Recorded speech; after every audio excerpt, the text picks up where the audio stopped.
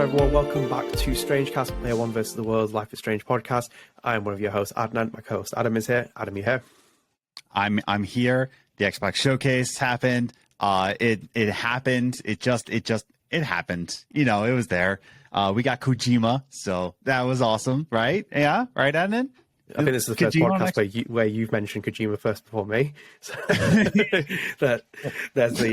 there's a plug for the Kojima reference in this podcast. So yeah, you know, if you are here as well, please do drop a subscribe, like, share this video with your friends, comment as well. It helps with the channel. The YouTube channel is just past 900 subscribers, which is amazing. It's had its biggest growth in the last couple of months and onwards to 1,000 hopefully. And if you are new as well, welcome. I hope you enjoy all the Life is Strange content that we actually have on this channel. And if you are listening to StrangeCast as well, you can put it on podcast. It is available on podcast services, so you can go and download it. We're on everything: Amazon Music, iTunes, Stitcher. All those services were available, and we're also available on Spotify with a video version as well. So if you want to watch the video and audio version, we are available on Spotify. So yeah, we are back here. We were going to do this. This is a bit interesting because it's changed our schedule around. We always drop StrangeCast 2 weeks ahead. But as you've probably seen from our social media feeds, and if you are following us on social media, you should follow us on social media. We had Kylie Brown coming on this podcast.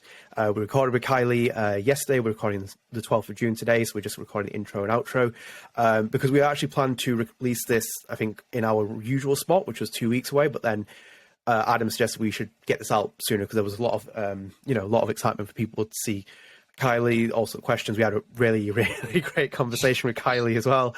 I can't believe she savaged me with our British accent, but you'll see that in the actual video. Oh man.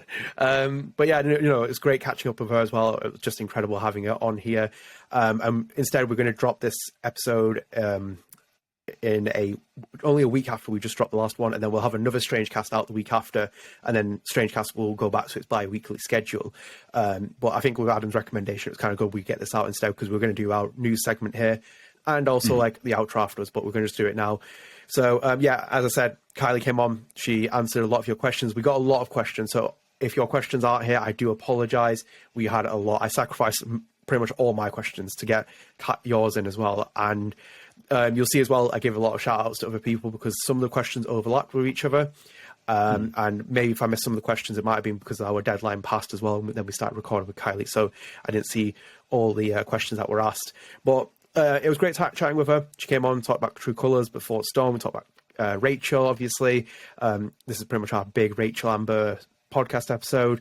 And it was just amazing talking to her. And she's like, you know, a massive ball of energy. And you'll see that as well. Adam had a lot of fun digging up her old tweets as well. As she's probably like, what are you doing here? Got some mac and cheese questions in, so. Oh, yes, that's good tease. Yeah. We'll leave that at that point because the mac and cheese conversation is big, and you'll big debates as well. Let us know in the comments if Kylie is right about mac and cheese or not. That was a big talking point. But yeah, without further ado, we were going to switch over now. We're going to bring in our very, very, very special guest, and that is none other than Kylie Brown. So I really hope you enjoy watching this. Woo! Okay, guys, if you have seen our thumbnail, if you have seen our title for this episode, if you have been following us on social media, our guest does not need any introduction, but I will give her one. She is from Life is Strange Before Storm and Life is Strange True Colors. We have the pleasure of welcoming Kylie Brown. Kylie, welcome back. Hello. Yay, yeah. Thank you so much for... There is actually a clapping effect in this player, but I won't play it yet just in case we have other tech issues. I dare you. Well, maybe down the line, it probably one to experiment with. But as we said, we are really thrilled to have Kylie on here because we're going to focus a lot on Rachel Amber for this topic segment. And obviously, we had so many fan questions that came in.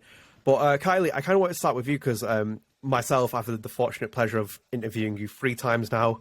This is being the third, but we've come at different points. You know, the first one was before Storm was coming out, young girl at that point, 19 years old. At which point I remember fighting with your agent at one point saying Kylie's 19 when this interview's going out, not 18. But, you know, I interviewed you then. I interviewed you Life After Strange. I had you on there. That was 2 years after that. And since then, so much has happened, including Life is Strange True Colors coming about as well, which we had no idea you were getting involved in that.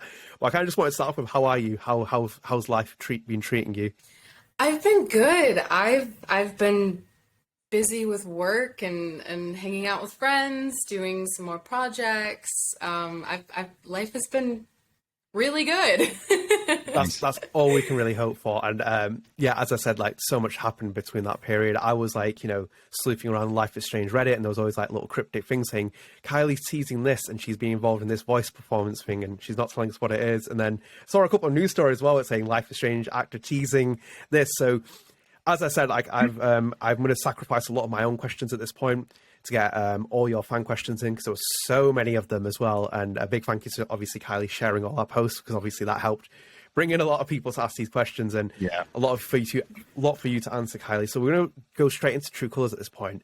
So I'm going straight to Twitter. Amber Ank 2000 asked, "What were your thoughts on being casted as Rachel in Life is Strange Before the Storm and Life is Strange True Colors as Wavelengths?" So, going all the way back to Life is Strange, because that was like, I filmed that right when I was out of high school, I think. And booking that, I've said this before, I didn't know what it was when I booked it. Everything was under code names, and even when it was divulged to me, like what it was that we were filming, I had to look it up. I had never heard of it before. And so then it was just kind of, I would say I felt overwhelmed when I saw just how big and impactful this entire franchise is. So it was definitely a big step to take from where I was at in my acting career at that point. And I was intimidated, but it was met with nothing but love and support from the fan base and everybody that I worked with. So that was amazing. And then the Wavelengths, that one kind of caught me by surprise too, honestly. I had no idea that they were filming it. And because, you know, we all have to sign NDAs, which is the non-disclosure agreement. And so even Katie, when she was filming it, couldn't tell me about it. And you know, I mean, I thought it was fantastic that she was working on it, and she got to even do the motion capture, I think. But that was during the pandemic. And so I was like, oh, cool, work. And it was Rachel. So I was like, it was a very familiar face, and I was very happy to go into the studio. And believe it or not, I was in and out of the studio in 12 minutes. Really? I timed it. Wow. From the moment I knocked on the door, getting into the studio, getting the headset and the microphone all measured up to me, and talking with Webb over the Zoom call, and then filming and wrapping and saying my goodbyes and leaving. Wow. 12 minutes.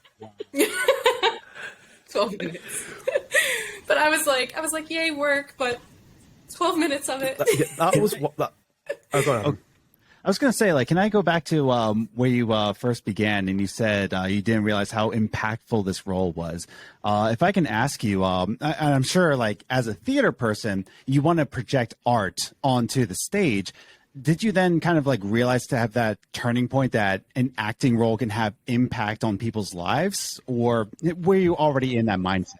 So I guess it was something that I didn't really realize that I could have an impact, even though like that was my dream, was to have an impact. Because growing up watching, you know, my idols on the screen, and then seeing them in interviews and seeing them in all different types of art, would impact me and fuel that passion for acting, and it just made me sure about what I wanted to do in life, and to be able to kind of reciprocate that for other people has been wild. Like it's very humbling and very inspiring for even myself to see just the kind of impact that not only myself but Katie and everybody else like could have on people, you know? Like it's really a cool thing to see. It's wild. I mean, I was just thinking about that question because I don't know if have you seen the movie Blinded by the Light? It came out in 2019, I believe. No. It's a really cool story. It's on HBO Max now, I believe, but it's all about the impact that Bruce Springsteen, his music, had on a writer, an up-and-coming writer, and just how he inspired him to be himself. And I'm just like thinking now, like, do actors and musicians and all these people know how much impact they give to people just with their art? And I just wanted to know, because you said like, wow, I didn't know how impactful the series was. And it sounds like this was kind of a turning point for you, that like, wow, this is almost like a huge responsibility, that like, man, I can really impact somebody with this art, you know? Yeah, no, definitely. That I agree with that 100%. It was definitely you take on a responsibility with that, and you really have to, be there for your fans and truly just be like, and just be true to yourself. And I don't know, it's a responsibility, but it's one that's just it's a fun adventure to be on, because like, I don't know what I'm doing, but I'm like figuring it out, and people are there with me to kind of keep me in check or be like, yeah, you're doing good. So it's definitely a ride that I don't know what I'm doing, but it's fun. Right. I will add that I thought your casting for Before Storm was absolutely one of the best castings by far in any Life is Strange game, because the expectation and to capture Rachel Amber from the character that we had just seen in the first game and then have that kind of persona, I must have thought like Deck 9 must have seen you come in, cast, and it's like the unbelievable look they must have thought, like, we've got this person in and she is Rachel Amber personified in like in terms of voice acting, in terms of personality. I thought you were spot on, so I will give you, in terms of impact, unbelievable props for that. And yeah, so Kylie, I'm going to move into something else as well. So this is another question we got from Instagram, and in between this, you'll hear some really funny Instagram usernames, which I found really when I was compiling this. So this one we got from XNXMBXV, and this came from Instagram. So it was, "Hi Kylie, do you wish that you'd gotten more lines in True Colors?" I mean, sure, yeah, every actor wants all the lines, but in all honesty, I mean, this was not my story to tell. It was not mine to be spotlighted. Like it was for somebody else, and I was there to kind of support that. And I think the lines that I did have, I was grateful for, and I think it fit well. So I mean, yeah, the actor in me wants to act more, but to be also a fan of it, I think it just flowed seamlessly, and I don't think I needed to be in that any more than I was. So just to pick into that a bit more, so had Anthony on Twitter, and he asked, and you've kind of answered the first part of this, which was, what was Kylie's reaction to finding out that she was going to be able to return as Rachel for Wavelengths DLC? And was she happy with the role in which Rachel and Chloe, voice only, no physical appearance, returned for the DLC? Because I'm saying this because I know Kylie loved doing WWE 2K20 mocap. She was brilliant at that. She loved getting her head slammed on the table. And I thought, the mocap opportunity and then having Webb as the performance director, I feel like there was just for me, a missed opportunity there to have an unbelievable collaboration between you and Webb physically. Yeah, I would have loved to have done the mocap. Mocap is so much fun. Like, I don't think you guys understand. Like, you're decked out in Velcro and like little balls everywhere. And when I was doing WWE, like there was like this little patch that we would like ninja star to each other and try to like attach it to somebody else's Velcro. Like, it's so much fun. So yeah, that would have been fun to be able to work with Webb on the mocap. But no, I mean, back to the question, I mean, I was definitely pleasantly surprised that I got to come back. Because I know that a lot of fans have been wanting more Rachel, and same here. I would love to see more of Rachel, but I was, like I said before, I was very content with how they brought her back, and Chloe, and that sweet little moment of a flashback, I think was just chef's kiss, honestly. So I was very happy. Oh, absolutely. That. And just kind of, we're coming towards the closing part of the True Colors section, but there's just one more question from a fan, and then I'll add something else, which is, this is from their ex on Instagram, and they said, "First of all, I'm a big Rachel fan, obviously. Thanks, Kylie, for your work. What was your reaction as you found out you're going to voice her again in True Colors? And more so, do you like the scenario in which Rachel and Chloe returned? And also, did you record it with Rihanna DeVries?"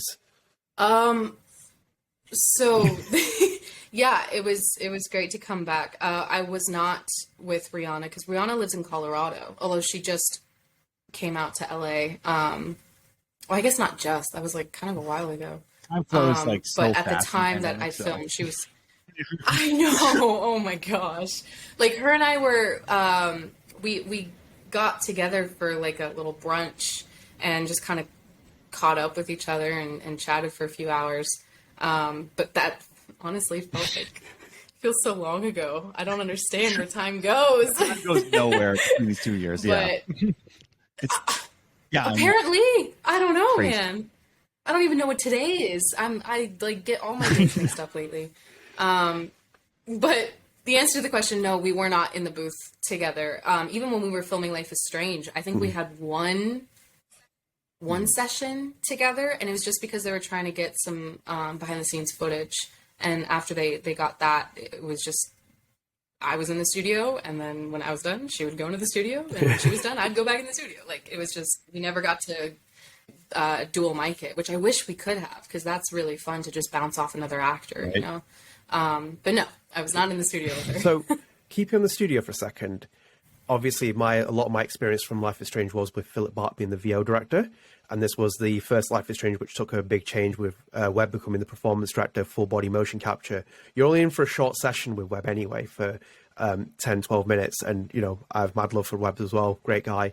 But what was it like just doing even briefly those lines under Webb's direction? Because I feel like it's two different people you've worked with on the same series, but what was like hearing what Webb was giving you feedback wise? Did you get them all in one go? Did he kind of like make you do more lines? What was the kind of vibe of you working with Webb, for example, then compared to like Philip Bark? I mean, they're both amazing in their own different ways, so it's kind of hard to compare them. But I would say that like Webb and I have been working together for a while, so we just kind of work together seamlessly, just as I do with Phil, and they kind of just understand how to direct me. And when it came to being in that studio with Webb as the director, it was really quick. I mean, he was very specific on what he wanted, and I would go for a take, and he might have redirected me like once or twice on something, but other than that, it was just kind of on the dot, and we just moved on. And I always like those because it's like, all right, I nailed it, let's go. But the redirects, again, were just very specific. So he's very sharp with his direction on what he wants to do. But okay, yeah. Adam, do you have any? I was going to say, before we go into the next topic, I want to throw a left field question out there. Okay. So nothing about Life is Strange. I like to throw these left field questions. I didn't know where to find these, so I just scrolled through Twitter a little bit. So I need some clarification on a tweet back in December. I need to know, which Grinch movie, like which one of the three did you cry at?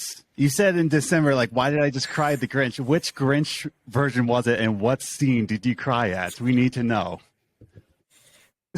Oh, man. I mean, it was probably the Jim Carrey one. That's the one I watched the most. Yeah. And it was, I know exactly what this is.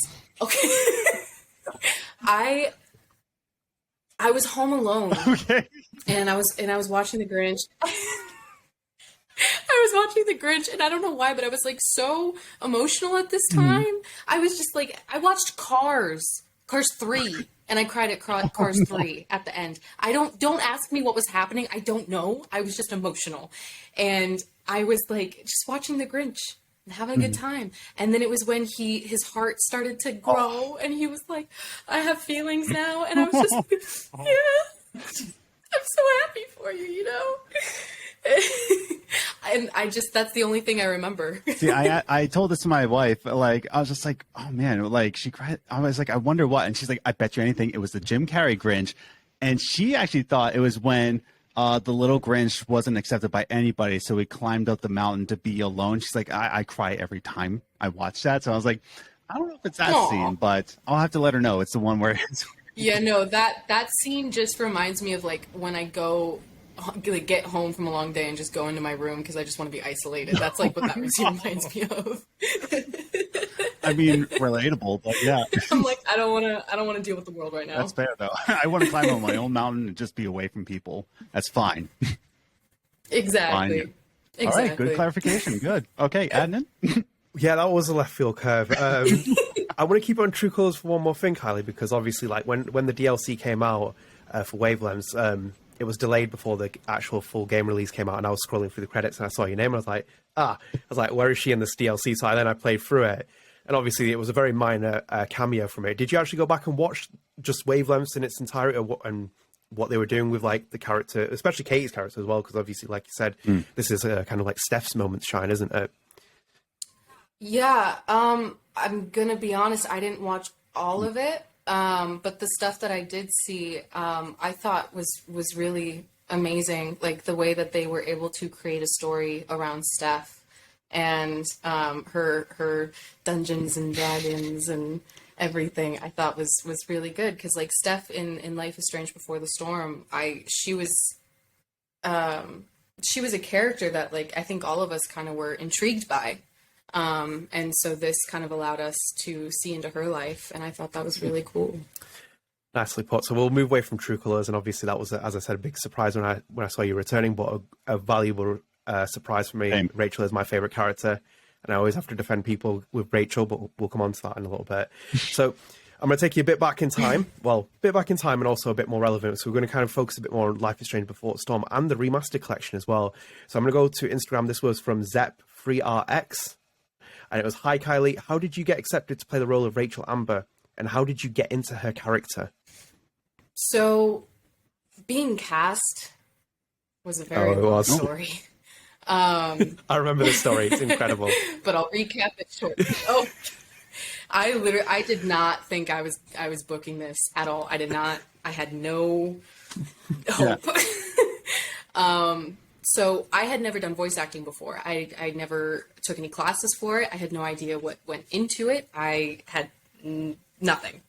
And I saw on like LA Casting or something, I saw a submission for a video game feature film. And I was kind of intrigued by that because I was like, what is that? I thought it was maybe like an animated movie or something. And I was like, it's kind of cool.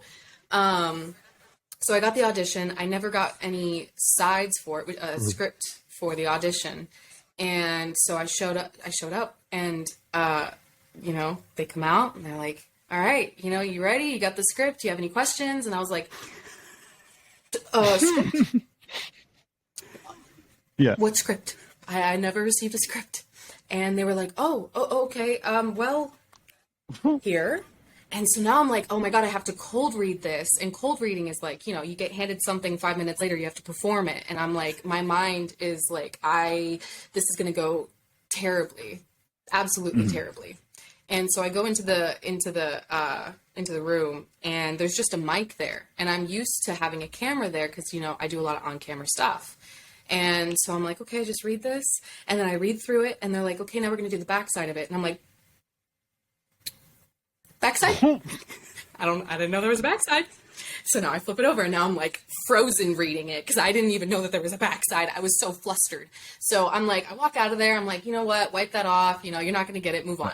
I get a call. You get a call back. Okay, cool. I'm going to do the call back. I go to the call back. I live 2 hours away from, because I lived in Lake Arrowhead at the point and I had to go back to LA, but it was raining that day. So I was like, okay, I need to leave a little bit early just in case anything happens. Well, something did happen. I locked myself out of my car and it was pouring rain. I had 5 minutes to get to my audition. Everything was locked into my car. I had no access. Done. So I sprint down to the studio and I'm sopping wet as I walk in. And I'm just like, okay, I'm here. I don't know what I'm doing.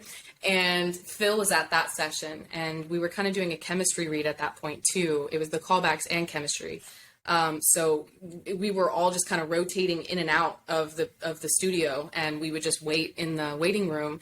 And I was like, there's no way I'm getting this. Like, I just messed all of this up. But then Phil would come out, which was so weird. Like, I'd finish my session in the booth. I'd walk out, and Phil stopped me from going out of the studio. And he was like, hold on. And he would kind of give me some notes, critiques. And he's like, next time you come in, I'm going to have you with this person, which I don't think Rihanna was there for the... I don't think she was there for... Yeah, she wasn't there for the chemistry reads. And she was in Colorado doing the mocap for it. So they had already had her a part of the project. But he would give me critiques. I'd come back. And then, sure enough, I booked it. And I was just like, I don't know how I did this, but I did it. So the audition process was insane. You know what, Kylie? Can I just add something? Like, in between all that, I like that you didn't cry during any of it, but then you cried during The Grinch recently, which is a testament to how much you kept yourself under pressure there. Oh my god! Don't worry. As soon as I got back to my car and unlocked everything, I got.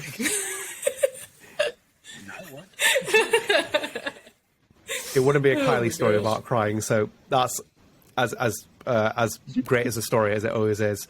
So I want to go back to Instagram one more time. So this is from Ruined Heart, and they asked, "Is there a Rachel quote that you admire to this day?" I don't know why, but "Hey, dickhead" always comes to the forefront of my brain every single time, and I know that's not my favorite line, but it's just every single "Hey, dickhead." Like, I don't know why. Are you talking about like in the barn? But I think it's not. Yeah, in the bar scene, the very first line that she has. No, it's not necessarily a quote, but the scene that Chloe and Rachel have in her room after dinner with her parents. I think that entire scene is one that I hold dear because it was such a raw moment between the two.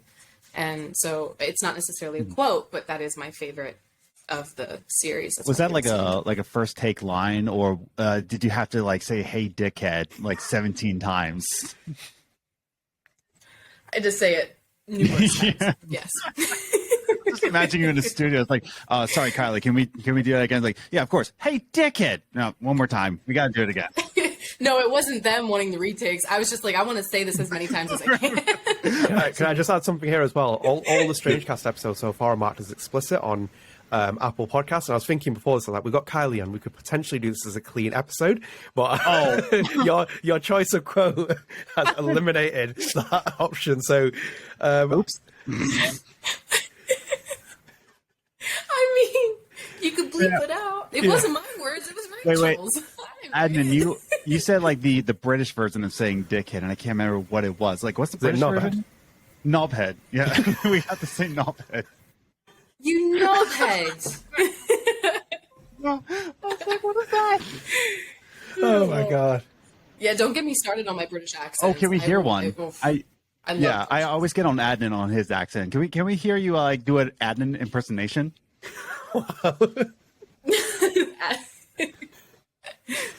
So, Kylie, I see here on Instagram. The question here is, how long did it take you to get into character of Rachel Amber, and was that process was that fun for you?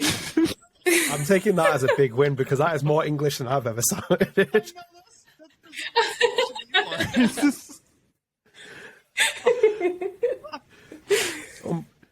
was outstanding. Yeah. That was absolutely outstanding for a British accent. I'll give you full props for that. That was stunning if I ever said it. So we will bring this back onto Life is Strange. We've had some great moments there. So again, I'm going to Instagram, and we're going for Millie92248. So it was, do you have any scenes that has impacted you or like to record? How do you feel knowing that Life is Strange has helped many people to overcome their problems or bad days? To start with the latter end of that, I've had a lot of DMs of people who have told me their story and just how Life is Strange has helped them through, really tough times. And it goes back to what we were talking about before about the impact of this. And I think it was those DMs that really made me realize the impact that this game had. And how the impact that Rachel had. And I think, like I said before, it's just so humbling to know that and to see that, and to hear everybody's stories. It's the coolest feeling, and it's one that I can't even really describe. But it really is just the coolest thing. And I'm just so grateful that I was able to be a part of that in one way or another. And the first part of that question, how did I get into character with her? Do you have any scene that impacted you or you like to record? Goes back to the dinner scene. That was my favorite to record because, like I said, it was just so raw. And as an actor, you love being having those vulnerable scenes and being able to tap into that, it's just, that was one of my favorites. And I would love to go back and film that again, because it was just so, it was a good day. It was a good day on set for that one. For that dinner scene, would you say that you kind of like got in tune for an actor and actress that you respected, or was that just all you on the table, or did you try to get in tune with somebody?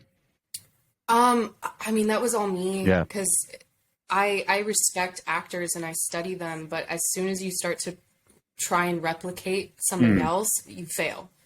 So you just really got to be true to yourself and your craft and really trust yourself in each scene. So yeah, that one's just all me. So whilst we're talking about this actually kind of bleeds into the next question. So I'll give you this from Carolina Lakin from Facebook. And Kylie, just give me a minute for this one because it's a bit of a long one.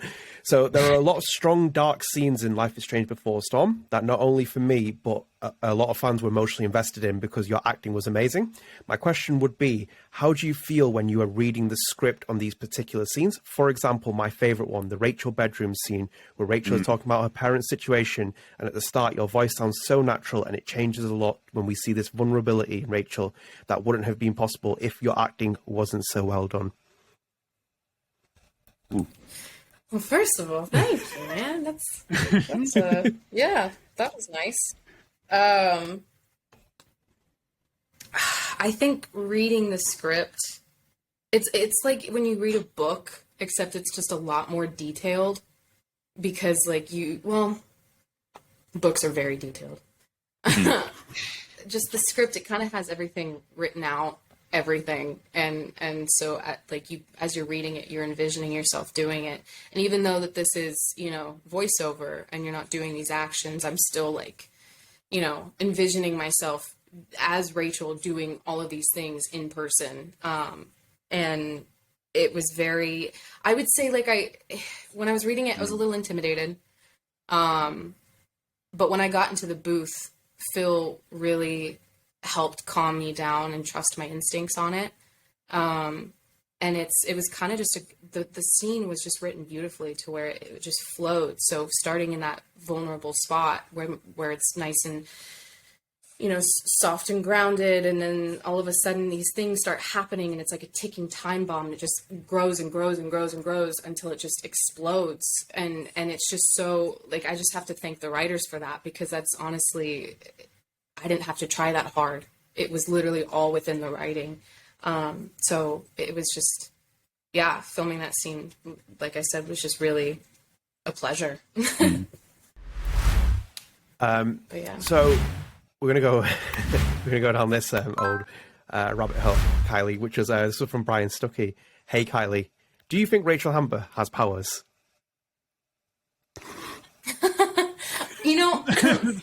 I saw that a lot when she set the forest on fire, because she screams and this gust of wind just takes everything. And I was like, does she? I don't know. Because I'm reading all of this, I guess they call it canon, yep. I think. And just stories of what they want or what they think of the character and how her story goes, or whatever. But I was reading a lot of it, and I was and they were making me think that she had powers. I was like, cool, she has powers. But from what I have experienced with I don't think she does. But you never know. You really never know, because it's within the same universe as Max. Right. So See, that's where it's helped for me, because the next question was from Carlisle 50544, and they talked about Rachel's power as well and asked if the fire was connected to her. And I was fortunate enough to appear on Webb's stream about 2 years ago. He invited me on, and I was very keen asking this, because I was like, Rachel has powers in my eyes. It has to happen. And he was he's like, we kind of leave that down to interpretation. Based on where the game goes in the next few episodes. I was like, Webb, don't cut me out right now, because we're on a 4-hour stream right now, and I want an definitive answer. But he never really gave me one. So I understand this argument, and I feel even down to the spirit animals with Rachel, I feel this is why the complex nature of this character is by far the best Life is Strange character, even though I like winding people up by saying that. But she is my favourite Life is Strange character by far. Max was, and then your performance, your BTS made Rachel solidified as my favourite Life is Strange character. So that is a testament to you, Kylie. And you know, obviously, Oh, thank you. oh no, there's no flattering for that, Kylie. Like, it's spot on. Like, I genuinely think, like, you know, Hannah Tell, Ashley Birch, yourself, like, there are so many of you that have, like, you couldn't have actually got a better casting done. So it was like perfect for that. And I kind of feel like it's really apt because obviously this year we had Before Storm Remastered collection come out. And I obviously made the thumbnail for these posts that's saying that you're coming on to our podcast. And a lot of people are like, it's crazy how much you and Rachel actually look alike. And I think the two pictures I picked, you do look a lot alike. And I think in the remastered collection, they did change Rachel a little bit, just like they've made subtle additions to every character. With Rachel being like so similar to you, and we'll come a bit more later as well, did you see the kind of a bit of resemblance between yourself and Rachel? Personality-wise or looks-wise? Looks-wise, I mean, yeah, when you have people putting your pictures side by side, I did see similarities, which was crazy because I've gotten that question a lot of like if they modeled her after me, and they had done all of that prior to me being cast. So I think it's really just a coincidence, but I did see similarities in the two of us, which I thought was really cool. Have you had the time to go back and watch the remastered collection? Because obviously, like, you know, I've watched all those scenes back. They've done the facial capture as well now. I think Daniela came back and did that for you for Before Storm. Have you had any interest in going back and watching it? Because like now it's just like I feel like the performance is even better watching it BTS because like you can see your dialogue is synced with lips. Yeah. I haven't. I have seen, you know, some pictures and videos of the remastering, and it looks amazing. Like the eyes, like twinkle. It's so cool. But I haven't gone back and watched them just because it's a little weird hearing yourself, and you just start to nitpick your performance. So I can't, like, I literally just, I cannot go back and actually enjoy it because I just nitpick or cringe or, you know, want to record something differently every time. I just analyze it. So it's hard. It's a little weird to like watch your own stuff. It always is. Like anything you create, like any music I make, I'm just like, nope, it's the worst thing to ever exist on planet Earth. Don't want to listen to it. It's just self-hatred, I guess. No, I can relate to you both. When I heard my own voice, I was very disappointed it didn't sound like Morgan Freeman. That was like the biggest shock to me. And at that point, I was like, I can't do podcasts anymore. I can't do anything. That was a shock to the system. Oh my god. Oh my god. Adam, have you got anything else about Before Storm or Remaster Collection before we move into our very interesting topic? I have another left fielder. I got another here we go. left field question. Okay. So again, I was scrolling through Twitter just a bit, and I was like, she's a fan of this movie, so I need to ask her. All right, Kylie, you're obviously a fan of Monty Python and the Holy Grail. Am I right? Yeah. What is your favorite bit in that film? What makes you just crack up every time in that movie? I hope it's not the British accent. It's merely a flesh wound. It's merely a flesh wound. You have no arms. Well, I can hobble around. He's now just like no arms, no legs, and he's like, "Come at me," type of thing. That's literally my favorite bit. I feel like I quote that all the time. It's merely a flesh wound. It's my favorite. I think it's a good imagery to like a highly male toxicity, where it's just like, no matter. It's fine. I'll figure it out. Come at, like, I got this. If we are talking Monty Python, is that the best Monty Python movie? Ooh.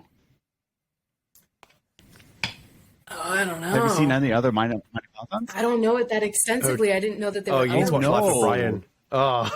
Okay. So Life of Brian. What was the one with sex education? That was what was that one? It was like a weird one. They're all weird, but Life of Brian especially. Then there's the Flying Circus. Yeah, that was a TV series. Yeah, Flying Circus. There's a whole number of them, but Monty Python and the Holy Grail is the only one you need to see. That's like, it's Americanized. Like the other ones are just too British. Yeah. There's nothing wrong with being British, as we've seen in this podcast so far. All great, and now we're going to get into a meatier topic, Kylie. So, I mean, I spoke to Hannah about this a couple of episodes. You know, Hannah, Max Caulfield herself. One of the interesting things I always find with Life is Strange well, you were there for 5 minutes. Adam had a nightmare with that. We had a nightmare recording that episode. It's like 5 minutes, Adam's there, and he disappears. It was just me and Anna for 40 minutes, which was an absolute shame. And he was so excited for it. But we're in the past for that. But Kylie, one of the things I always found really interesting with Life is Strange is the debate about toxicity. And it was like something that came to my knowledge with Max Caulfield. People thought she was a very toxic character. And I was like, Max is cool. I was like, she's not toxic. And everyone was like, some people are like, Chloe Price is toxic. And I'm like, nah, Chloe's cool as well. And then Rachel Amber. You say that most cool people are toxic? We'll come into this now. Well, it is more of a conversation. And Rachel Amber is always one of the most divisive characters in the series for me. I know people who hate her, who love her, who want another game around her. I think she's, as I said, the greatest character in the entire series for me. And there's so much about it. But where does Kylie Brown stand on the verdict of toxicity with the three main characters from Life is Strange 1 and before some, you know, Max, Chloe, Rachel? Is Rachel toxic? Is Chloe toxic? Is Max toxic? Are they all toxic? Is it down to interpretation? Where do you think you stand on this debate? I think they're just confused teenagers. I don't want to say that they're toxic, because at that age, do you really know what that is? You know, like you're literally just trying to figure out who you are as a person and try to find somebody like you to share your life with. And I think that these three girls were just trying to find each other and find themselves along the way. So I don't necessarily think that they were toxic or not toxic. I'm not really one way or another. I think that they're just humans going through life trying to figure stuff out. Right. No, like that, and that's the thing. Whenever this debate comes in, like I was a former youth pastor, so I worked with a lot of teenagers, and it's just like they don't know. It's not like a matter of intelligence. It's just like you haven't had enough life experience, and if they have enough life experience, it's mostly from, you know, they had a traumatic life past. Like for the past 14 years, they've been so traumatized that they had to grow up faster, which, you know, Chloe to an extent has, you know, and she had to grow up faster. But at that age, you're just like, I don't know. Like I'm just trying to portray a personality I think is right. You're exactly right. Yeah. Yeah, exactly. And I think it's not until you get older that you can kind of start to self-reflect and realize those things and then like actually work on it and like acknowledge like, oh, you know, I didn't handle things the way that maybe I should have. Let me work on this so that in the future tense, I don't do that. But like at that age, like when I was that age, oh my gosh, like I didn't really know what I was doing. And I was saying things that I thought people liked. And then I was doing things that I thought people would like. And it just like, I don't know if it was toxic or not, but it was because I was a teenager just trying to fit in or just trying to find some way that people would like me, but the way that I felt a little bit comfortable in. I don't know. It was just like, it's a very confusing time. So I don't think it's kind of a fair argument to say if they're toxic or not toxic, because they're not at that age to really understand that, in my opinion.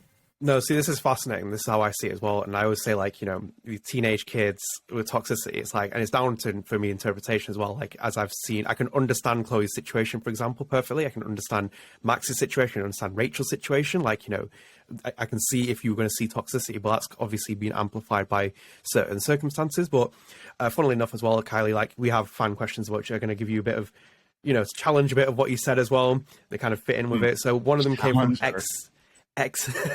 one of them came from XNXMBXV from Instagram. Thank you for the username as well.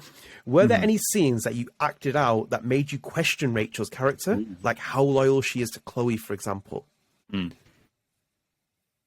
Putting on a stand, Kylie. Gosh, it's been forever since I've filmed this.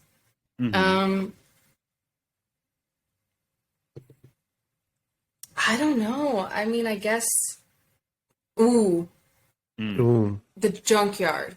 Oh yeah. The junkyard. When Rachel just all of a sudden, well, not all of a sudden, because we all know what led to that, like seeing her dad in the park. But when they went to the junkyard and she just like refused to talk to Chloe about any of this and just kind of threw a fit about it, and kind of made a a low jab, a low blow to Chloe. I was like, when I was doing that, I was like, man, Rachel, come on, just talk to her. Like, you like her. Come on. Like, communication. Right. I think that was one scene that I was just like, yeah, that would be the one. Yeah. With that as well, so the next question we'll just roll into that is Lost in Hell from Instagram, and it was, hi Kylie, do you think Chloe and Rachel were in a relationship, or were they more in a situationship? Oh, that's a good question. I really like this question as well. You know, I would have to say situationship. I don't know if that's going to get me yelled at, but I've been yelled at a lot, don't worry. We've all been yelled at. I mean, you are Rachel Amber. I'm pretty sure you can answer I kind of think correctly. Yeah. I kind of think a situationship because, I mean, number one, it was never really official, guys. Nobody asked. Yep, I agree. But two, like I said before, like they were just trying to like figure stuff out, and they found a genuine connection between each other. And they found solace in each other when they were going through hard stuff, hard times. So I think had they had more time, definitely relationship. But I think if I'm just going to take Before the Storm, situationship. Yeah. Interesting.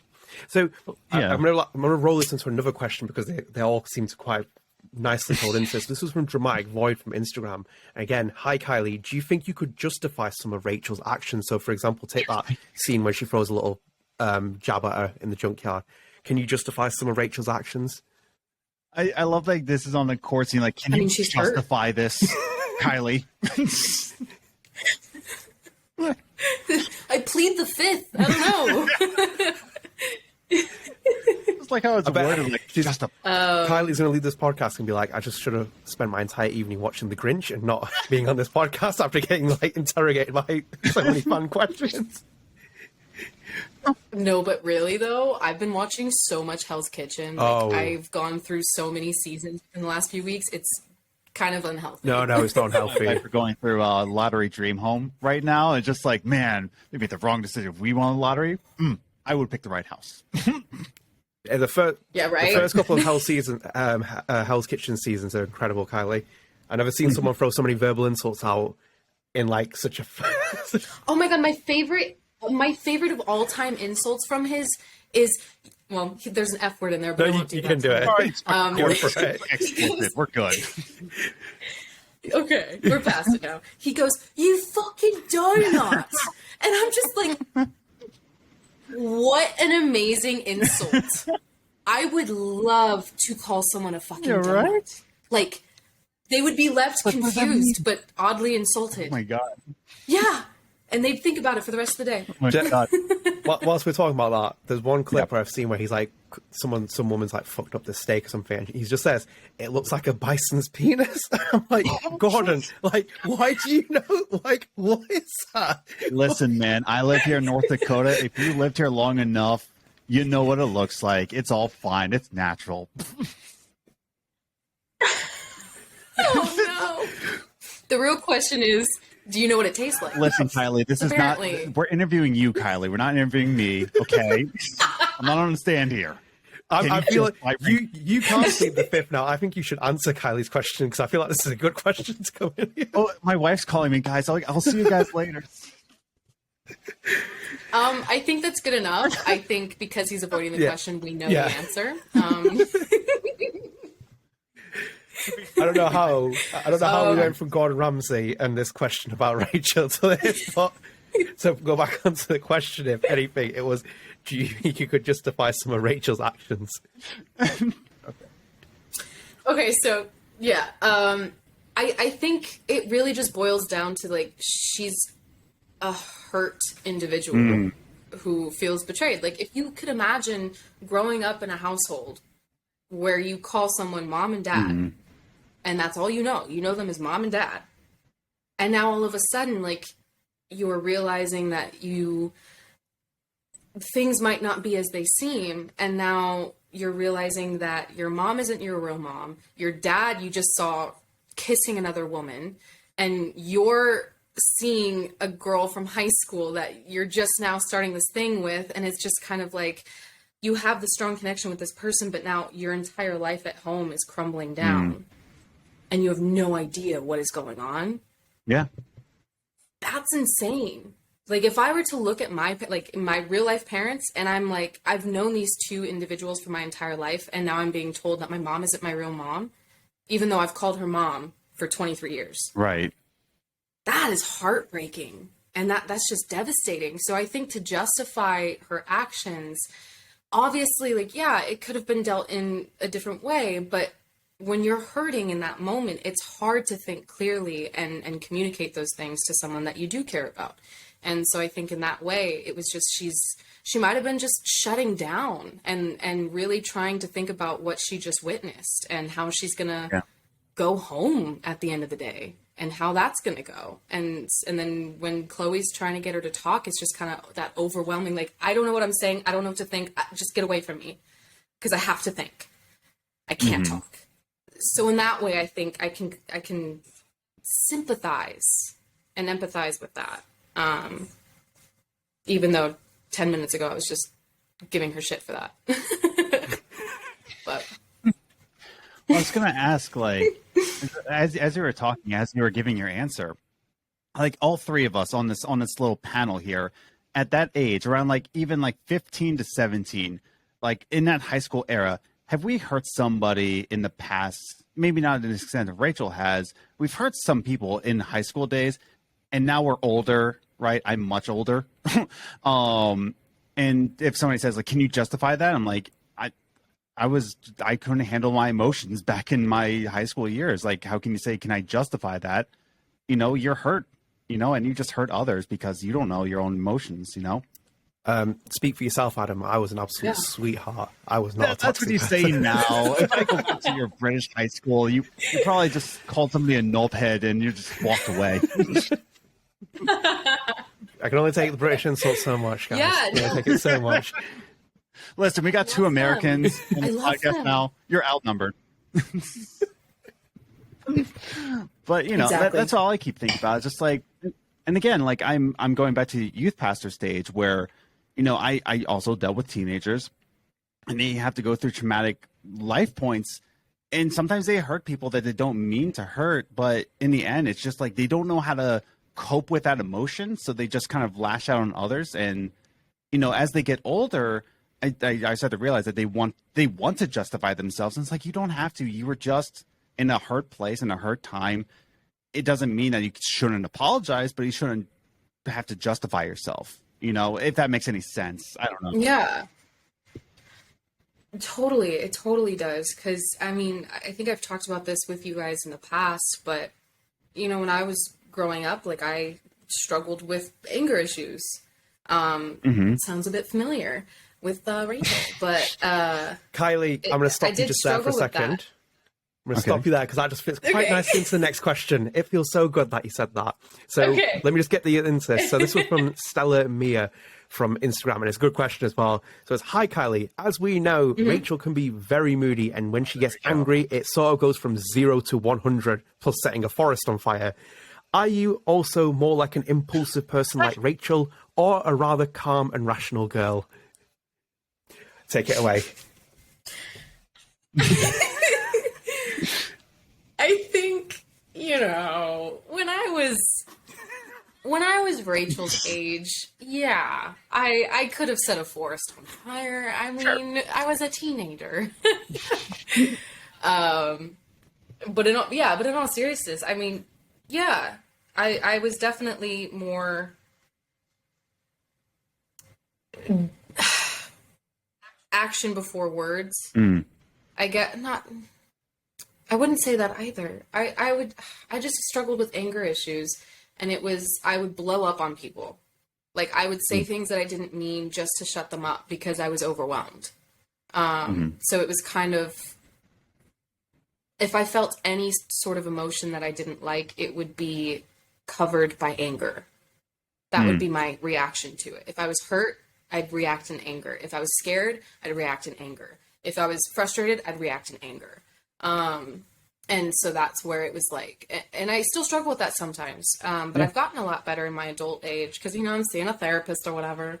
And I've been working, I've been working on really trying to be able to slow things down in my head because I'm also a big overthinker.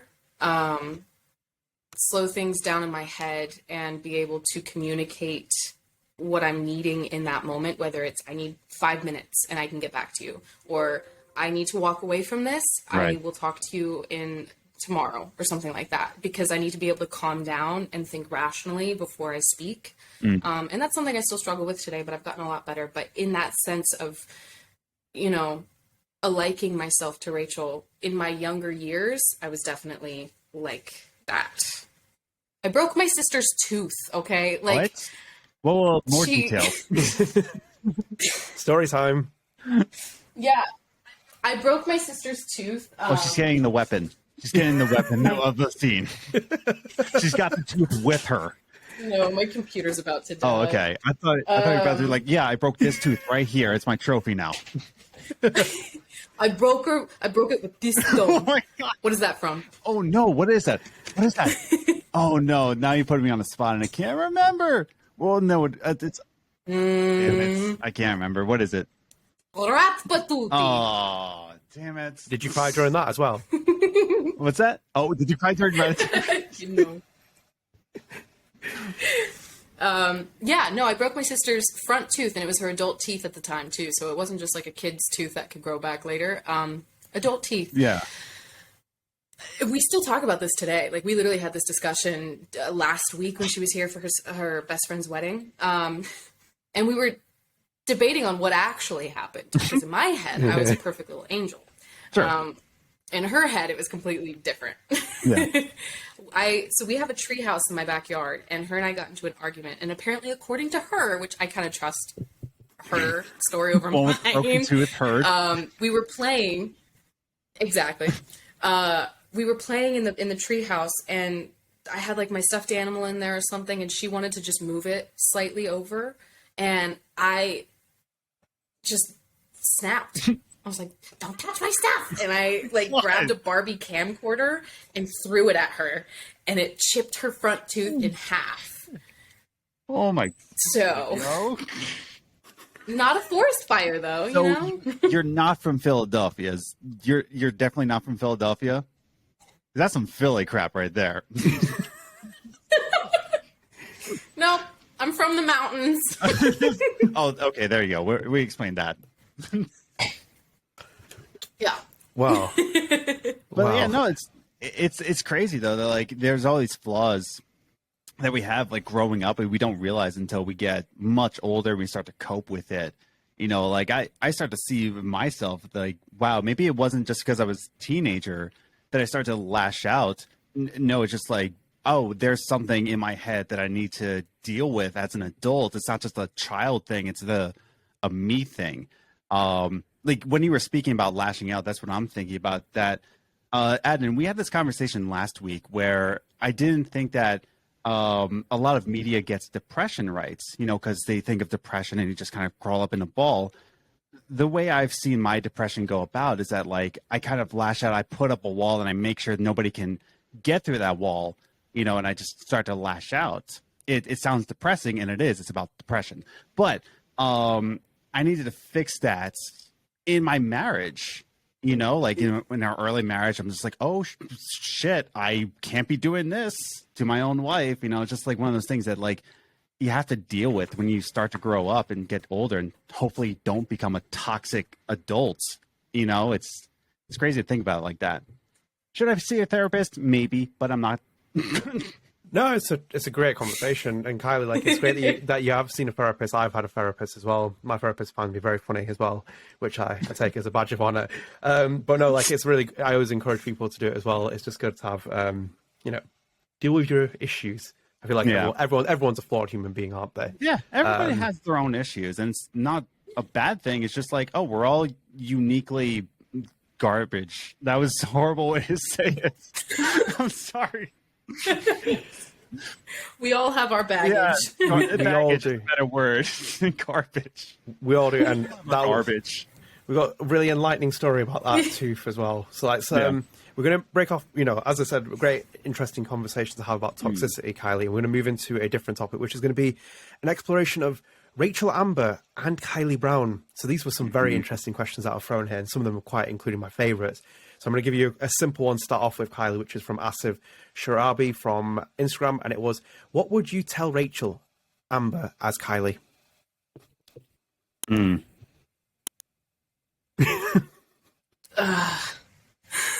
Kylie now or Kylie then? Let's do Kylie now. Yeah. Otherwise, it'll probably be breaking someone's tooth. So let's do Kylie now.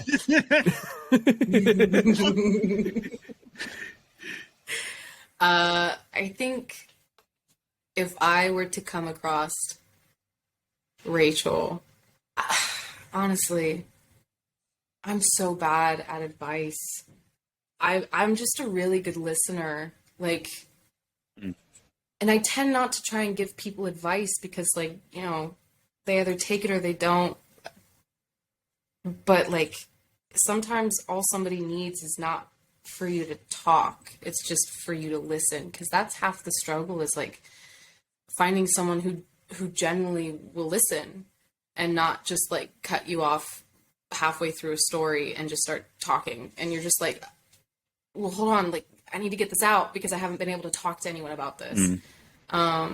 So I think right now I would kind of just sit her down and let her just rant and talk and cry and scream and whatever she needs to do, and then would just hug her and just let her know that, like, there are good people, trust your instincts on having good people. And like, I'm always here for you if you need to talk or cry again. But I really think it's just that, because I'm always an optimist. I always believe in the best in people, even if they prove me wrong time and time again. And I'm working on that, boundaries. But I always I don't let, if I'm ever hurt, I don't let that change me. I just trust in other people to be good and kind, if that makes sense. No, it does, yeah. Absolutely. And as I said, we're going down a big rabbit hole of these kind of questions. They get better and better as we go on. So we got M from Twitter, which was, and at Blue J Rach. They asked, how similar are you to Rachel? Yeah, I think, like I had said, when I was younger, I think I was very similar to her because, I mean, like I've said before in other interviews, Rachel's kind of like a chameleon. You could put her in any different clique and she would find something to connect with them. And I think I was very much like that. I was in the popular crowd. I was in the jockey crowd, like sports. I was a band nerd. I was academically, there in that group. I was, I guess you would call them nerds. I don't know. And I was also doing like advanced audio video. We would put together like a TV show for our school. So it was just like, I was in so many different cliques, I guess, at my school that that kind of helped me connect with Rachel, because Rachel was very just put me anywhere. Hey, I connect with you in this way. Let's talk about it. Like, you're a cool person. Like, she doesn't really judge in that way like others might. She's just like, she'll see a person. She's like, let's talk about anything. Yeah. And I think that's really cool. So I connect with her in that way. Okay, so that kind of hits our next question, which was from Amanda Stedman, where she said, did you relate to Rachel in any way? So you did cover that. So I'm going to skip forward from that. I'm going to go to Matthew 2737 from Instagram. And it was, if you could give Rachel any single piece of advice, what would it be? Don't set forests on fire. Allow yourself to be vulnerable. Huh? Don't set forests on fire. Don't set forests. Yeah, basically, don't set forests on fire. But no, I think to allow yourself to be vulnerable. Like, don't think of vulnerability as a weakness, because there's so many people I've met in my adult age that hate the idea of being vulnerable. And it's like that hinders relationships going deeper. Like you have to allow yourself and be okay with being vulnerable and trust that you have put the right people in your life that, can support you in the times of being vulnerable. But yeah, don't think of vulnerability as a weakness. Good. Adam, you want to chime in? You got anything before I jump on the next question? No, I like the way she's like handling Rachel, and that's why I say like Kylie now or Kylie then, because I feel like Kylie, because you said you were 18 or 19 when you first voiced Rachel. Yeah, something like that. I think like 18, 19-year-olds, we're always trying to give advice as much as we can. Like we think we have the world at our tail. That's why we go to college, because we think we know everything. But as we get older, like especially right now, I'm 31. The older I get, the less advice I give. And Kylie, you hit the nail right on the head, where I just like just vents. Like, do you need somebody to just listen to you? And I think we start to realize that as we start to hurt more as we get older, the more we're just like, I just need somebody to listen to me, like, honestly. So, no, like, yeah, I agree with you. Like, I don't know if I would give any advice. I think I would just let her rant, especially Rachel, who just needed somebody to listen. Yeah, and I agree with you on that, because I think one of my favorite things is, like, when there is this one person that I was, like, I walked up to and I was like, I just need to rant, or like I need to say something or something like that. And he looked at me and he was like, "Do you need someone to listen, or are you looking for advice?" And I loved that, because it already sets a precedent for how it's going to go. Of like, do you need advice to where like, let me listen to this and try to give you some feedback to where I'm going to talk back to you, or do you just need someone to listen? Which means I'm going to be quiet and attentive, and you can do all the talking. And I love that, because it allows me to kind of just sit and be comfortable in like going forward, because there's times where I'm talking to some people where I'm like just trying to get it out because I feel like they're going to talk. And I just need to get everything out before you say something. But if they kind of ask that, it allows me to kind of just be like, okay, they know that they just need to listen. Like, I'm not looking for advice, because half the time me just ranting helps me kind of figure out my issue of what I'm trying to resolve, So I love it when people go about it that way. Yeah, no, like I think that's more people need to set that precedent. It's like advice or rants, because right there and then, like I think we more lean towards like, can I just rant? Like the more life goes on. But yeah, I agree. Yeah. Right. So let's move on to this one. This was a very interesting part. Second part of this question is my favorite out of everyone submitted. So this was from Adam on YouTube, not this Adam, another Adam. Not me. First of all, I would just want to say you are awesome, Kylie. You did an amazing job voicing Rachel in Before the Storm. My questions are, what do you like most about Rachel? And the best part of this question, and would you have been friends with Rachel when you were in high school? Ooh. Damn. I feel like I think the thing that I love the most about Rachel is her non-judgmental behavior, I guess, in the way of like I said, you could drop her anywhere and she would fit in. And the way that Chloe was kind of just like, am I really talking to her? Like, oh my God. And Rachel's just like, hey, hello. That kind of like, and I like that. And in high school, that's kind of, like I said, that's kind of how I was. Like, I remember this one girl was like crying in the bathroom, and I've never spoken to her. I didn't know who she was. And I was just like, are you okay? Like, if you need, I can, sit here and talk with you. And, I'm always here, blah, blah, blah. Like, that's just the kind of person I was. So I feel like, I feel like we would have been friends, especially because, well, actually, I was never in drama. I never took drama. So I would never have met her in that way. But I'm assuming if she's a social butterfly, like I would have met her at some point. And yeah, we probably would have been friends. Well, you never guessed that you didn't take drama after that one scene in the first episode where you're lying on the floor. It's like about mouth-to-mouth resuscitation, and she's like, "No." I like one of my. Oh my God! Such a good scene. That one was a lot of fun. Yeah. Such a good scene. So we're going to, as I said, we're still going down the rabbit hole. There's so much to talk about this. So Mills from YouTube asked this, Kylie. It was, Kylie, what do you think, why do you think so many people feel so genuinely connected to Rachel?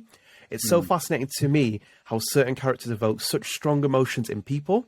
And while I'm sure it has plenty to do with your amazing performance, I'd love to hear your input. I know you've spoken about her being a chameleon, quote unquote, that can get along with anyone, which is something I can relate to myself, but it leaves me feeling quite unsure about who I am. Could that be the case with Rachel? It's just so interesting. Love you. Wow. So I have a lot to say about that. I think the reason why people connect with Rachel so much is because Rachel's not perfect. She's not. She's human. She makes mistakes, and we all make mistakes. And I think the thing as to what she was saying is that it leaves her confused about the being like a chameleon, is that if you're a chameleon, you wear a lot of different masks to the point where now you're left alone in your room, you're alone, and you're just like, okay, so what mask do I put on for when I'm alone by myself? And how do I feel comfortable sitting here by myself? And I think that's kind of where that being a chameleon, and we see that with Rachel. She's this extrovert who loves talking to people and connects with a lot of different people. But then at the end of the day, she is so vulnerable because she's put on all these different masks for other people. And now when she's left with Chloe's just sitting here like, take off all of these masks. I just want to see you. And Rachel's like, Yeah. I don't know how that works, kind of a thing. And that's where we see that vulnerability between the two of them. And that's why the bedroom scene is my all-time favorite, is because I feel like that is the first time that you really see that genuine connection between them. Not just this flirty, young teenager type of, puppy love, but this was like a real moment where both of them had lowered their walls and they were just truthful with each other. And so I think back to the question, I mean, yeah, having to be a chameleon is great when you're in society. You can talk to pretty much everyone, but it's confusing because when you talk to everyone, you're adapting to everybody's types of personalities. So now it's like, okay, well, what is mine? What's my true personality? I know I can adapt to other ones, but what is my personality? And that's a really tough thing to kind of try and figure out, and it'll take a while. But yeah, I mean, like, I can talk on and on about this type of stuff because I feel Rachel is such an interesting and intricate character. And I think that's really why people are drawn to her, including myself. And same with me as well. Like, as I've always said, that this is why she's one of my favorite characters. I think she's just intricately woven in so many different ways where interpretation kind of like builds Rachel Amber in your mind. And it's not just about this person's toxic because you're seeing her through through your own eyes, but it's because of what she's doing and all the kind of complexity with the character. And just to kind of deviate, Kylie, from the next question, I was going to just ask you, this was a career defining role for you very early on, and obviously I wish you so much more success for your career and more roles and everything else, and I imagine you'll get many more roles in your life as well. Obviously being very young as well, it still blows my mind how young you were when you got casted for this. But do you think this will be the most complex character you ever play in your career? Do you think anything could ever top it? I hope something does top it. My hope is something will top it. Not to say that it's hard because as an actor and just as a human, we always want bigger, better things. We want more complicated things. We want complicated in the sense of intriguing.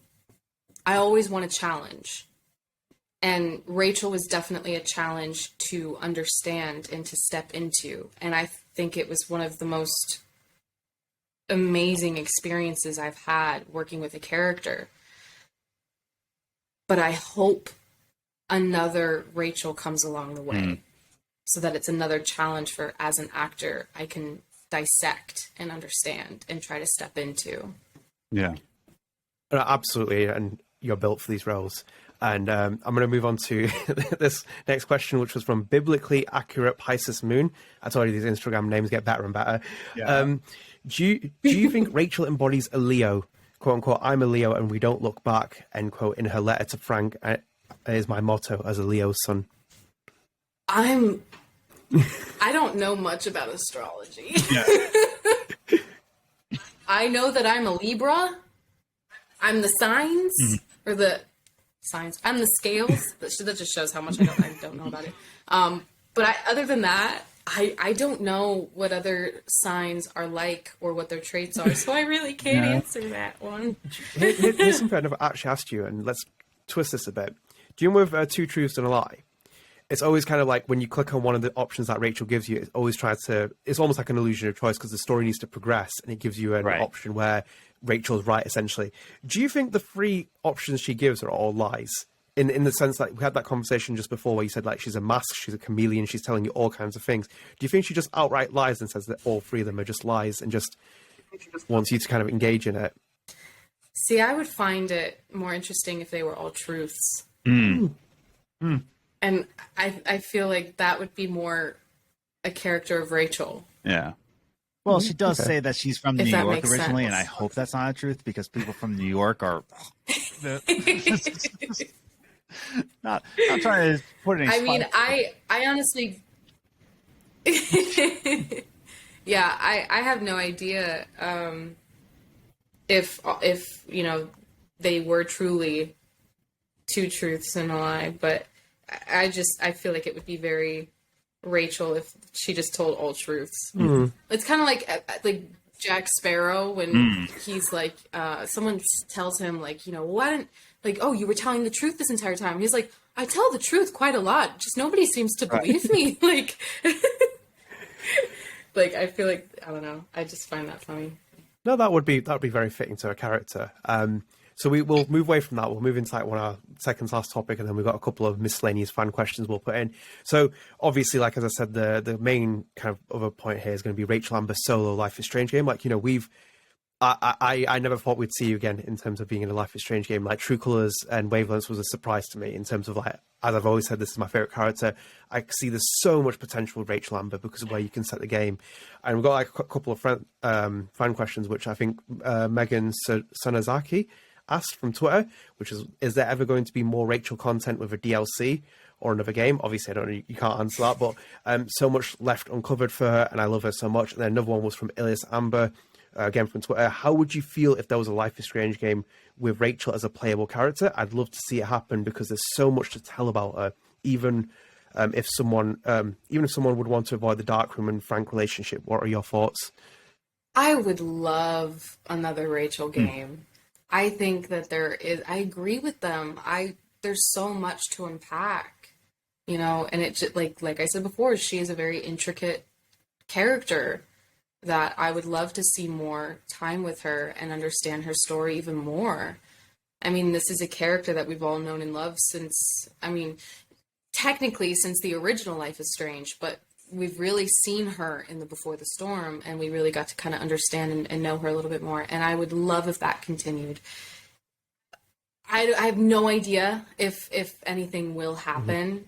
I mean, like I said, I didn't even know True Colors was happening until I got an email and went into the booth for 12 minutes and left. I had no idea what the script was about. I had no idea what I was really getting into. I had no idea, and it was all last minute. It was like, I got the email, and I think like 3 days later, I was in the studio. So like, I really don't know. They don't tell me anything. But man, I have thought about that so much, and I would honestly probably cry if I got an email saying that they wanted to put together a Rachel Amber video game. I would actually cry. It had me tears. I would love for it to happen, but I have no idea. Right. If it will. Yeah. Like, yeah, so like that's what I mean. I would be all over it. So like XX Lorip and Verdenovax, both from Instagram, asked similar questions. So we're going to move those past. But as I said, like a lot of questions were revolving around that. But I'm going to go to Twitter this time. So this is for Andrew Montez. And they asked, I'm happy that you're bringing Kylie back for this episode on StrangeCast, obviously, of course. Are there any projects that you're working on in voice acting? And if Deck 9 decided to make a Life is Strange game, whether it be a sequel for BTS or off the comics, would you reprise your role for Rachel Amber? Obviously, I feel like we've got the answer for the second part, but are you working on anything at the moment? Me. Oh, yes. There we go.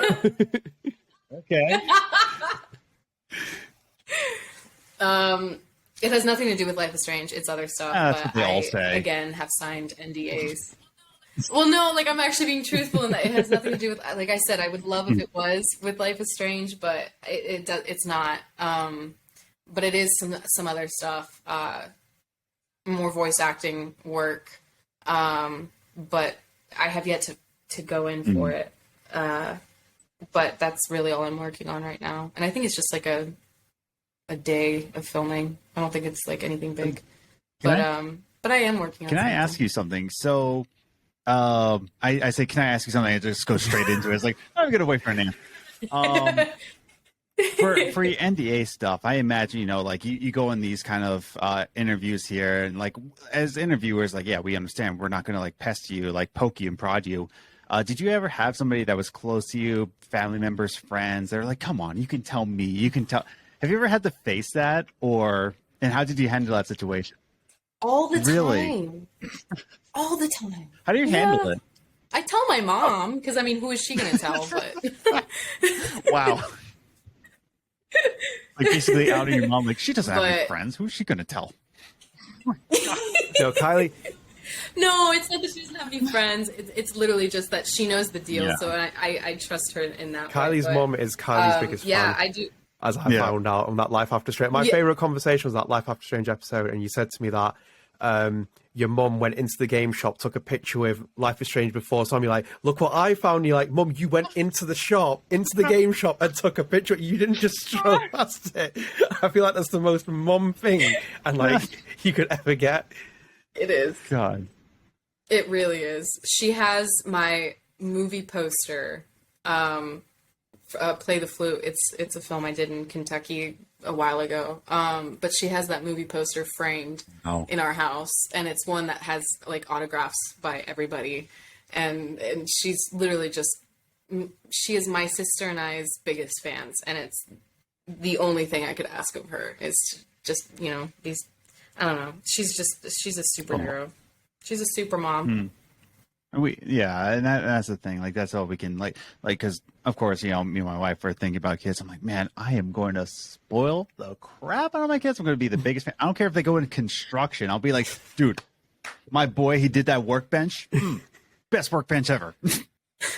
Here's a piece of plywood. Like, show me what you do. Exactly, man. That's awesome though that you have that kind of mom on your side. Man. Yeah. Big time. Big time. So, again, we're going to go down a rabbit hole, which was from their ex, again from Instagram, which was one question was, did you read the official comics? What did you think of them? And also how they portrayed Rachel, and also the what if timeline with Chloe. Uh-oh. Uh-oh. we know what's going to come now. She's mentally preparing herself for it. Like, listen. I didn't read the comics. I honestly, God, I'm gonna sound so terrible when I say this. I didn't know that there were comics. No! I guess at the time, I just knew that the original Life is Strange was so big. I thought this was based off of the original video game. Like I didn't know that it was based off of comic. Well, no, books. so the comics came after the first game. Like not comic. So Yeah. I think it was Life is... Yeah, so they've been Yeah. recent. This is the weird thing. So like, people even now say, oh, there's a Life is Strange comics series. It's like, yes, there is, actually. So it's only been like the 6 volumes. And I think it was released only a couple of years ago. I think it was after Life is Strange 2 came out. Yeah, yes? Or was it? Yes, because Brody's in it. Yeah, before? it's after 2. Mm-hmm. Oh, Yeah. yeah. I didn't know Yeah. that was a thing. But I would be interested in reading those. But yeah, I can't really answer that question because I'll just be bullshitting it. Yeah. And we admire truth and honesty more than anything else. But Kylie, one thing I will say, because I'll kind of spoil something, like in the what if timeline, we do get that kind of, a different scenario where Rachel is alive in it. And one of the more fascinating things for me in the comic series, we see scenes where Max is with Rachel and they're talking. These two characters that are never in the video games together, they're talking in the same room. And this Rachel from the other universe is asking Max about what happens to her Rachel, and obviously sees these kind of things. Like, has it ever crossed your mind, like, what would happen if, like, Max and Rachel were in a room? Like, because obviously your bulk of work is with Rihanna, it was with Chloe and Rachel. We see Max in Before Storm's Farewell DLC. But have you ever thought about what would actually happen if you have two of the other characters? Because I always say that Chloe's the conduit for these two characters to come together. You know where my brain is going right now? It's literally... I think it would be the coolest thing, because then it could go back to, like, the Rachel has superpower things. Like, if they really wanted to, like, dive into that, Max could kind of, like bring that out of her and, like, kind of help her with her newfound superpowers or whatever. And then they could become, like, I don't know if there'd be, like, a love triangle. There probably would be a love triangle. And it'd be, like, it would be the coolest thing. Like, love triangles are always the coolest I feel like that would be really cool. Totally. Yeah. Like, I don't know if Max and I would become a thing because we confide in each other with superpowers, or if Max and I would be fighting over Chloe, or what. Yeah. But it would be really cool. Yeah, it would be like a match made in heaven for me for a Life is Strange game, seeing those two characters. And in itself, I always like the comic series. I think it's quite interesting, the art that it took with it. It's one possible continuation of the story. They say that with the ending that they go for. So we're heading towards the final question, but one more before that, and this was from Kurosoft AWT7 from YouTube. I don't know how I've said that, but it's what it is. Is there anything you wish you could explore with Rachel Amber's character that hasn't been done yet? Oh, the rest of her life. Oh wow! What in the ground? Oh my god! Yo, like yo. Like, if she didn't die, Adnan, like, it's like, what, you want to play a dead person in a coffin? Like, yeah, if she didn't, die, I would love to explore that. Oh my god. Like, it would be really cool if, like, all of a sudden, because if Max was able to kind of, like, rewind and save Rachel just in the nick of time, that would be so cool. And then to be able to explore how that would go, I think that would be so cool. So that's what I would want to explore. I feel like we should never give you rewind powers, Kylie, because I believe Max rewound time to save Chloe, and that led to the destruction of Arcadia Bay. So that's true.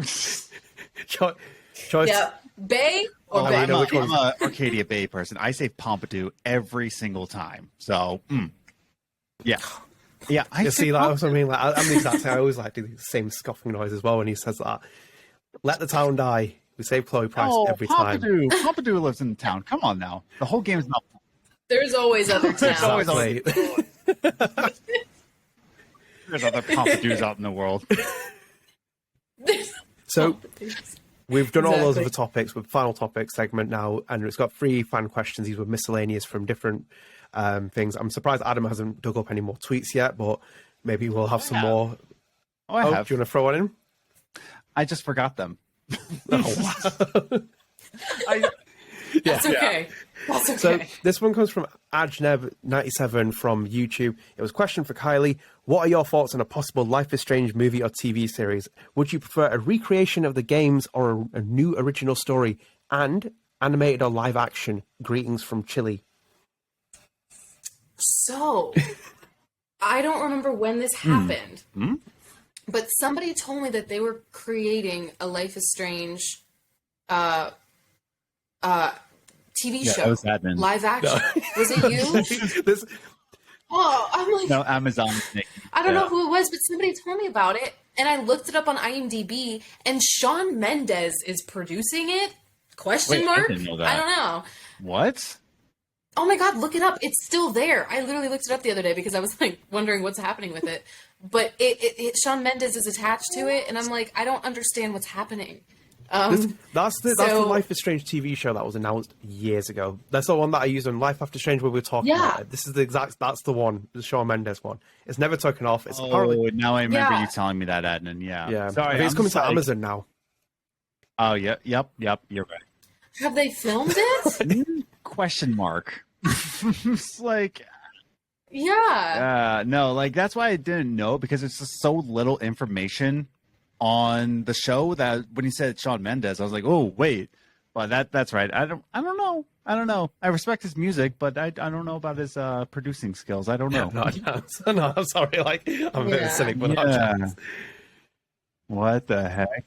So, like, I would love if they did a TV show. I mean, whether it's animated or live action. I honestly, if they make one, I kind of want it to be animated. Yeah. Can I also say, just because that's sorry, with this IMDb one, when I was looking it up, there is an IMDb of Jacksepticeye's playthrough of Life is Strange, and it says top cast Jacksepticeye. Oh my! Like, what? So the game is gone. Oh my to gosh. Let's Play on YouTube. The game is officially gone. You're done. Yeah. You're done. But yeah, no, if they did a show, I would want it to be animated. Just because, like, if they create a live action based off of an animation, it's hard to do that. It's really hard to do that. I think the only thing I can really think of that did well with it was Scooby-Doo. Like, the one with oh gosh, I can't remember their names, because there was like a few different remakes of Scooby-Doo, but the one that everybody liked. The one with Matthew. Oh, what's his name from Scream? Matthew. Oh, dang it! But they're married now. The guy that plays Daphne and oh my god, Yeah, what's his name? Matthew Lillard. Matthew Lillard. Yes. Yeah. That one. No. They did well with Yes. that. Wow. But yeah, but I feel like it's really hard to be able to cast an live action based off of animated. I mean, if they're able to do it, fantastic. Right. I think it's just, I would prefer to see an animated version of it, maybe. Yeah, I think the visual aesthetic is made for an animated version rather than a live action one. It'd be more difficult to do live action for me personally. So here's one. I hate my name lol from Instagram. Have you ever been recognized anywhere by your voice? Yes. No way. It's the craziest thing. It's so insane. I don't think you guys understand. It's happened a few times. Right. It's so crazy. The first time it happened, I was at my day job and I was working at California Pizza Kitchen and I was on shift and I was holding a door open for a family. This family walks out and this daughter walks behind and the daughter looks at me and I'm like, people look as you open the door for them and I'm like, bye, have a nice day. And, I have my name tag right here, whatever. Yeah. This is the first job I've ever had in my entire life, right? Like a day job, first job. And she goes, sorry, are you Rachel Amber? Wow. I was like, ooh. I was mortified and excited all in the same moment because I'm literally in uniform at my day job. Yeah. Oh my God. And here she is asking if I'm Rachel Amber. I am so mortified, but I was also just like, you recognized me? Oh my God, yes, I'm Rachel Amber. Hi, nice to meet you. Oh my God, this is so cool. So that was the first time that happened. I actually tweeted about that, and we found her. Wow. So that was cool. Yeah, the internet did its thing and found her. So I was able to thank her and tell her, like, I don't know if I was awkward, but it was just because I was thrown way off guard. The second time it happened, I was at Apple because my phone had gotten stolen, so I had to get a new phone. And the guy that was helping me, we were just chit-chatting it up, and we were, how, like, it takes forever for your iPhone to, like a new iPhone to download iCloud and all that kind of stuff. So we were just chatting, and the craziest part about this story is the woman that voices Elastigirl was sitting right next to me. What? I can't make this up.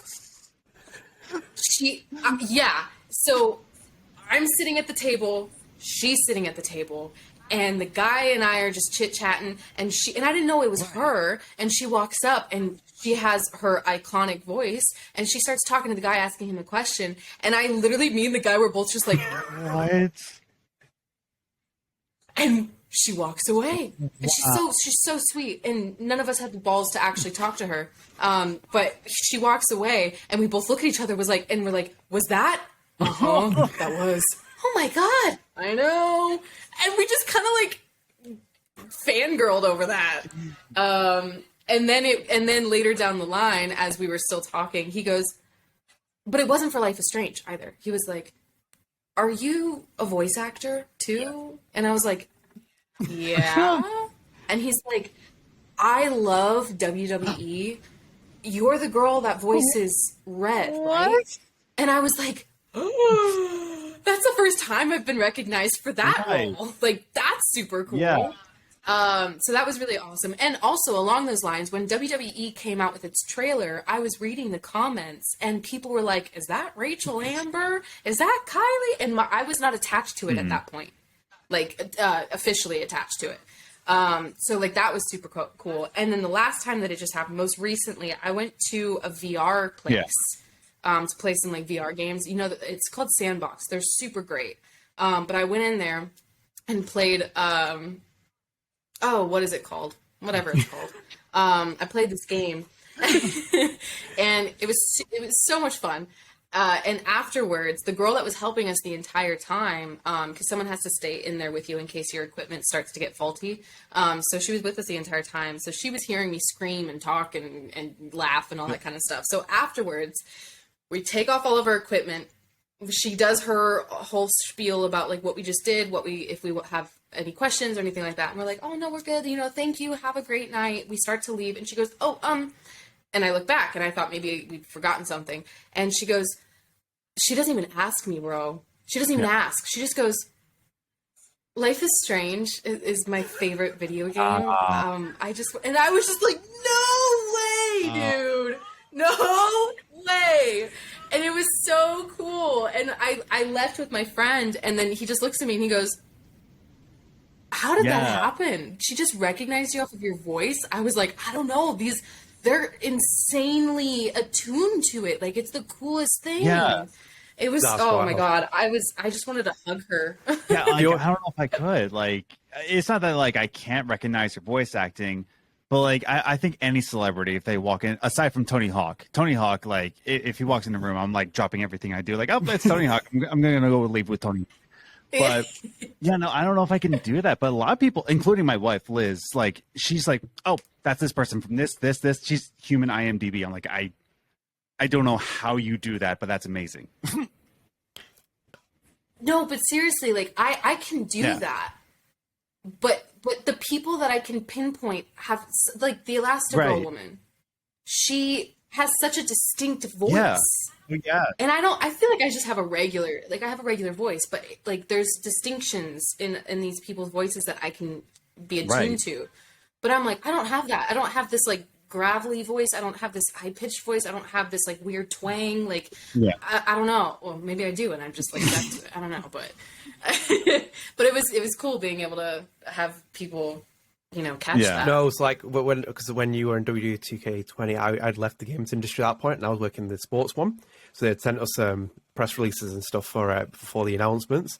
And I remember sitting there and I was like watching it. I was watching the video trailer. I was like, this voice sounds so weird. I was like, well, who is this? I was like, I know who it is. And I kept like clicking it back and back and back. And I was like, nah. And I opened up like some of the YouTube clips and I was like, fingers like, that's Kylie, isn't it? I was like, it's her. And it's like, yeah. I was like, bang. I was like, yeah, it's her.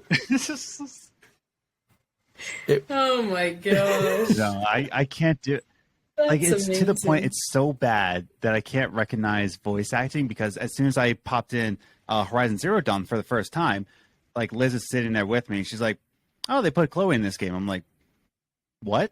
She's like, that's Ashley Birch. That's Chloe. I'm like, no, it's not. And then like I Google, I'm like, oh, I should be ashamed of myself. I do a Life is Strange pod. Like, oh, wow, I didn't even recognize that. Oops. You should be ashamed. That's so You should be funny. ashamed. Kylie, final fan question. This is XNXMBXV, Instagram user. If you could travel anywhere, where would you go? Russia, Greece? I don't think you can go to Russia at this point, but where would you? If you go anywhere, where would you go? Oh, Kathmandu. Oh, Kathmandu. Kathmandu. Yeah. Like, I will never live that down. I swear. I honestly, I was very fortunate growing up to be able to travel a lot with my family. So I've been to a lot of places, but I think one place that I would love to visit that I don't think I've been to is Italy. I would love to go to Italy. Right. And just eat so much pasta and wine. I like how the wine came there. Can't forget the wine. Consume all the wine. You really can't. That's fair. I want to eat like a true to life Italian pizza. You know, it's like we got our American pizza, but like I want to eat like a real Italian pizza. You know, every day. I read somewhere or I saw a video somewhere that said, I wonder if it was Italian or if it was somewhere else, but you can tell that it's authentic. I think Italian pizza if it's cut in squares. I think that's Sicilian pizza, and not like it's different. Is it? Because I was talking with a missionary that did work in Italy, and he says that like each region of Italy has their own unique pizza style. So like Sicily will have the squares. Like northern Italy, I believe, is like the sauce on top or something like that. Margherita pizza's here. So it's all about the region of Italy. I'm like, that's wild. But maybe it is. Maybe like we're both reading the same article or talking to the same person and they're all cut in squares. I don't know. But it's I just want to go there and be like, I'm just here for pizza, man. Like I'm not here to tour anything. I just want pizza. I'm there for all the carbs. All the carbs. And the Yeah, alcohol. but Kylie, you have to ask a question. You know, you're all there Yeah. for the carbs, but I know that you're a gym, rat.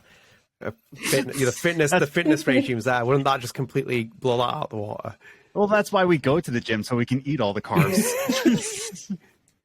Exactly. I know the game. Exactly. I keep track of how many calories I burn per workout just so I can go home and eat those calories. I do the same exact thing. I'm just like, listen, I did leg day. I know leg day does the most calories, so I'm going to eat this hoagie today. That's going to be my day, right? Yeah. I know exactly. Oh, yeah. I'm right there with you. It's fair. Oh my god. Oh, yeah. I had mac and cheese last night. Nice. always a game changer. Yeah. Now, do you put the Staple. breadcrumbs on top, Oh, or yeah. do you not do breadcrumbs? Depends. I would prefer the crumbs if it's baked in the oven just for a little bit at the end. But yesterday I got it from Sizzler because I ordered I had so much. Nice. I got a steak, French fries, cheesy bread, and then mac and cheese that feeds 2 people, and I ate it. That's all. game time, though. So, final question about the mac and cheese, though.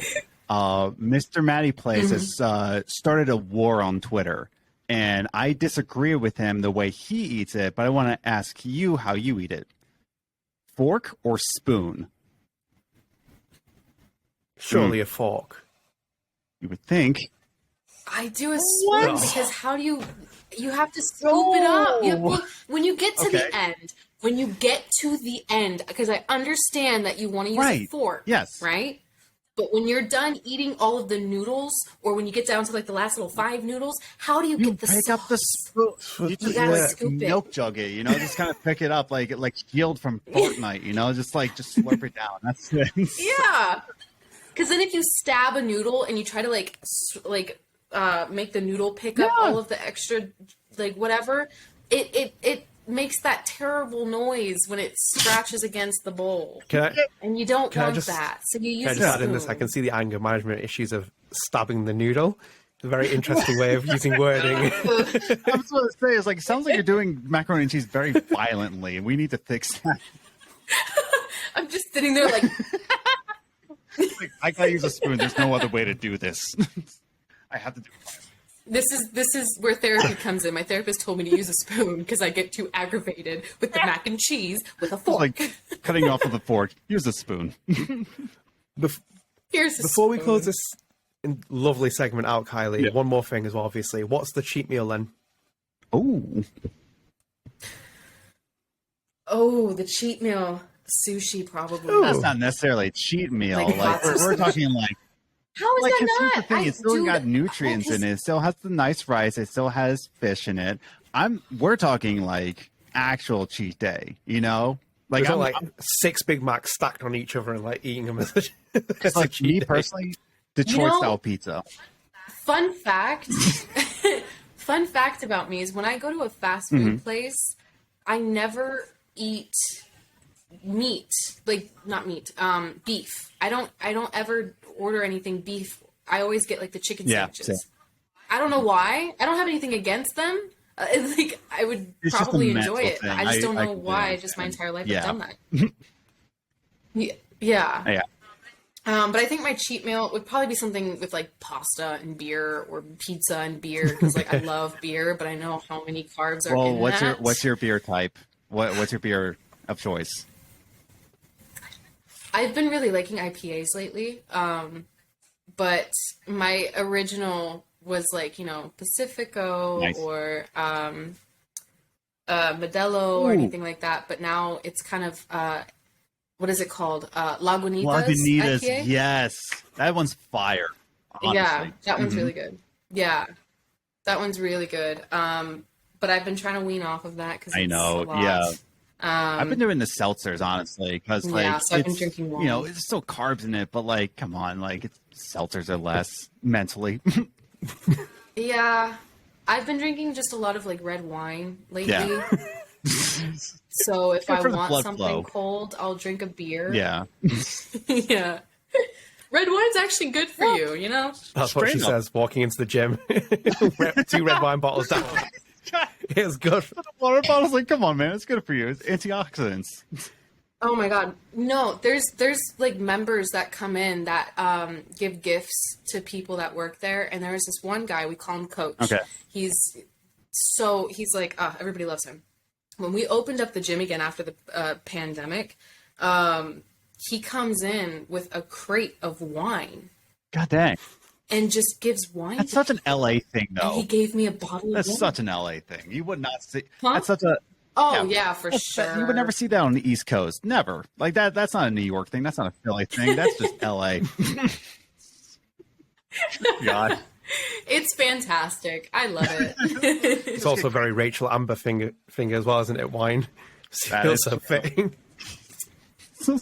It does. And I don't have to pretend to die for it. So. Or choke, I guess. Damn. Well, thank you so much, Kylie. It was great having you back here.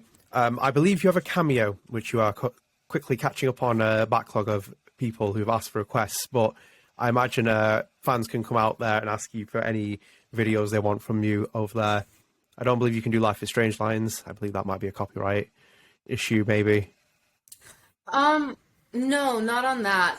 There's some people that want to use it for their intros, and that's where that comes in. But if they just want me to like talk about something, then or say like my favorite line, I'm totally able to do There you go. So if you... But yeah, I was so annoyed because Cameo didn't send me any of the notifications that people were asking for videos. Wow. So I missed a bunch of them. I was so upset. So I have everything fixed and I can get notifications again. So, but yeah. Ooh.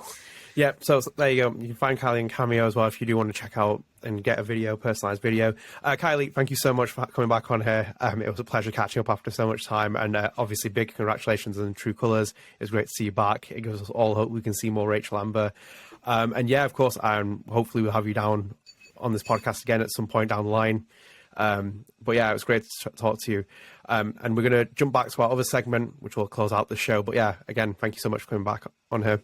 Thank you guys so much for having me. I mean, I love that we do this, almost annually, I feel like. Yeah, at this point. Yeah, I love it.